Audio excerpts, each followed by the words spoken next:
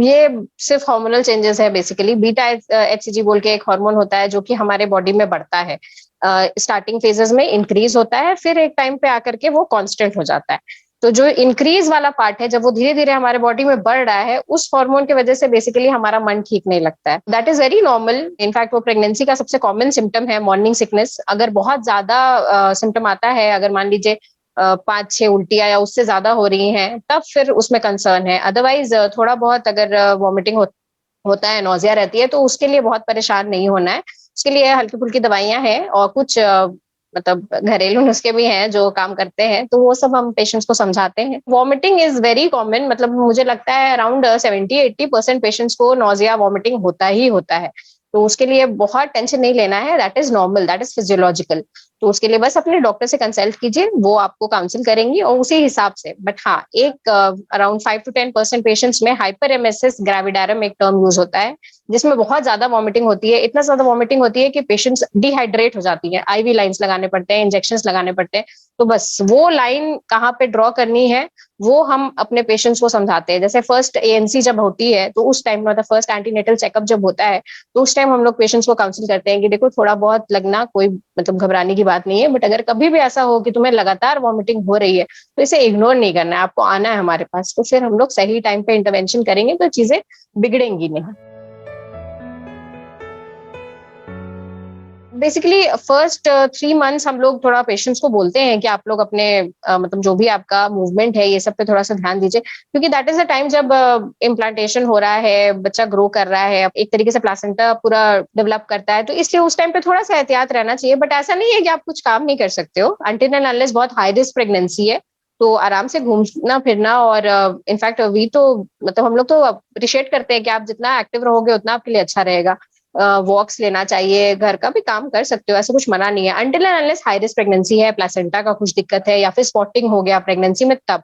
But ऐसे मना नहीं करते हम लोग। इट्स ऐसा कुछ नहीं है कि कुछ नहीं करना है, आराम से बस लेटे रहना है, ऐसा बिल्कुल भी नहीं है।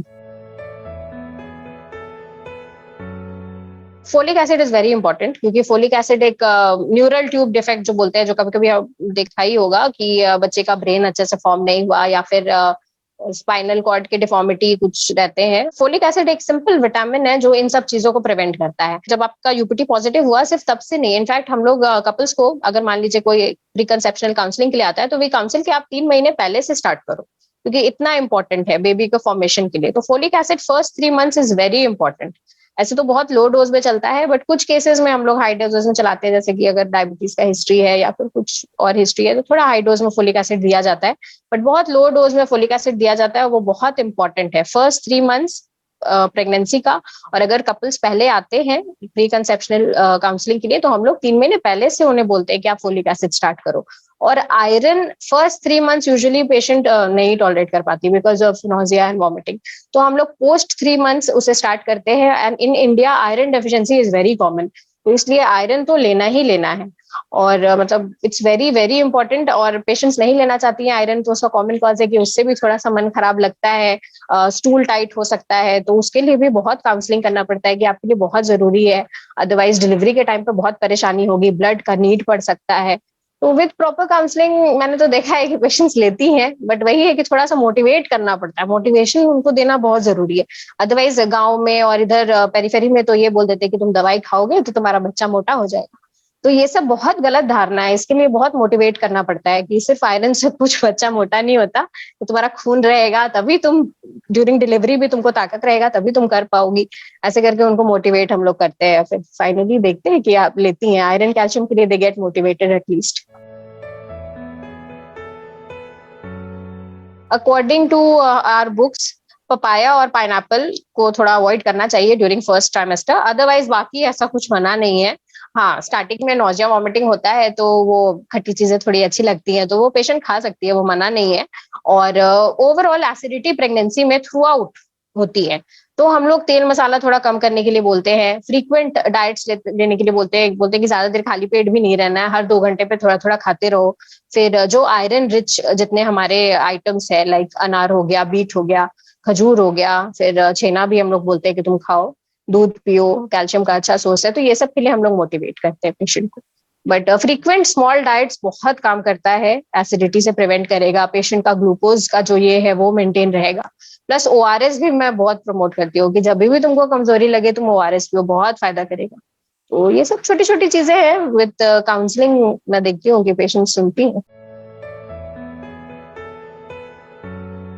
अगर हाई रिस्क प्रेगनेंसी है, हाई रिस्क प्रेगनेंसी के कुछ बहुत कॉमन एग्जांपल्स हो गए। एक जो जेस्टेशनल डायबिटीज जिसे बोलते हैं कि नॉर्मल डेज में आपका शुगर लेवल्स ठीक था, बट आफ्टर 24-28 वीक्स आपका शुगर डिरेंज होने लगा। तो इन पेशेंट्स का हम लोगों को मॉनिटरिंग बहुत करना पड़ता है। तो कभी कभी 2 वीकली 4 वीकली इनको बुला करके ग्रोथ स्कैन्स करने पड़ते हैं, बच्चा का ग्रोथ अच्छे से हो रहा है, पानी अच्छा है, ये सब सब देखना पड़ता है। फिर हाइपरटेंशन, प्री एक्लेम्शिया, एक्लेम्शिया या फिर पहले से हाइपरटेंशन था प्रेगनेंसी में, उसके लेवल्स कैसे हैं, कहीं शूट तो नहीं कर रहा, बेबी का ग्रोथ उससे इफेक्ट तो नहीं हो रहा, ये सब देखना पड़ता है। फिर प्लेसेंटा की लोकलाइजेशन, उसको भी मतलब मान लो ब्लीडिंग हो रही है पेशेंट को, तो उस हिसाब से फिर उसे काउंसिल करना है, उस हिसाब से उसका मैनेजमेंट करना है। तो ये सब केसेस में थोड़े फ्रीक्वेंट विजिट्स होते हैं, बट ऐसे नॉर्मली 7 विजिट्स जो है वो मोर देन इनफ है। बट अगर कुछ भी हाई रिस्क आपने लोकेट कर लिया कि पेशेंट को हो रहा है, तब तो आपको उसको बुलाना पड़ेगा ना, उसको मैनेज करना पड़ेगा अकॉर्डिंगली। डिलीवरी जब नजदीक आती है तो 36 वीक्स के बाद तो वीकली हम लोग बुलाते हैं पेशेंट को। जैसे रूरल एरिया से तो थोड़ा कम आती हैं पेशेंट्स, बट हाँ जो समझदार हैं, मतलब घर पास में है, तो वो लोग तो आ जाते हैं वीकली। तो वो मॉनिटरिंग हो जाती है, बीपी मॉनिटर हो जाता है, वेट गेन, कुछ इडीमा तो नहीं हो रहा, पैर में सूजन वगैरह नहीं आ रहा है, बच्चे का चाल कैसा है, ये सब सब का मॉनिटरिंग बहुत अच्छे से हो जाता है।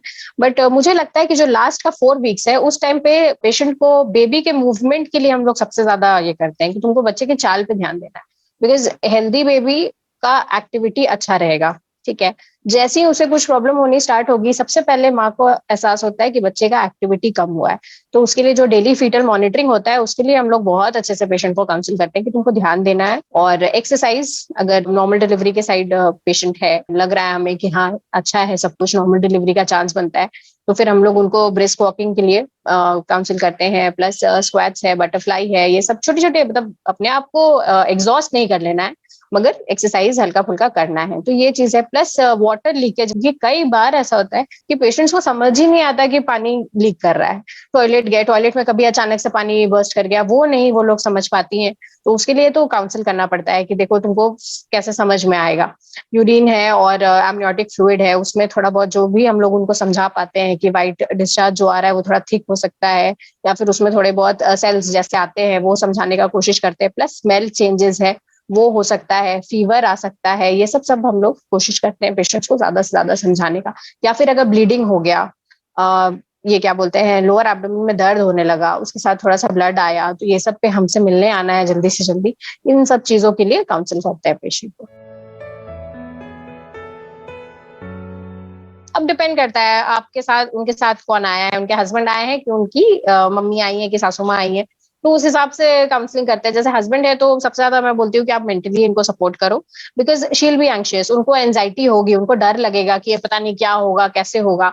तो आपको सब कुछ पता हो ये जरूरी नहीं है, बट आपको उनको बस सुनना है और उनको मतलब एक सपोर्ट दिखाना है कि जो भी हो I am there with you. तो ये वाला चीज बस मैं तो बोलती हूँ हस्बैंड्स को कि आप इतना करो, इतना आपके लिए काफी है। और बाकी जो फीमेल्स आती हैं साथ में, उनको मैं बोलती हूँ कि आप इनसे थोड़ा बात करते रहो, पूछते रहो अबाउट फीटल मूवमेंट, क्योंकि कई बार पेशेंट खुद से, स्पेशली फर्स्ट प्रेगनेंसी में बहुत ऐसा होता है कि पेशेंट्स नहीं समझ पाती है। तो इट्स वेरी इंपॉर्टेंट कि कोई एक और आदमी उनके साथ रहे जो उनसे पूछे, उनसे बात करे। प्लस डाइट वो ले रही है ठीक से कि नहीं। बहुत बार हम लोग देखते हैं कि सब आके कंप्लेन करती है कि सब रखा रहता है, कुछ खाती नहीं।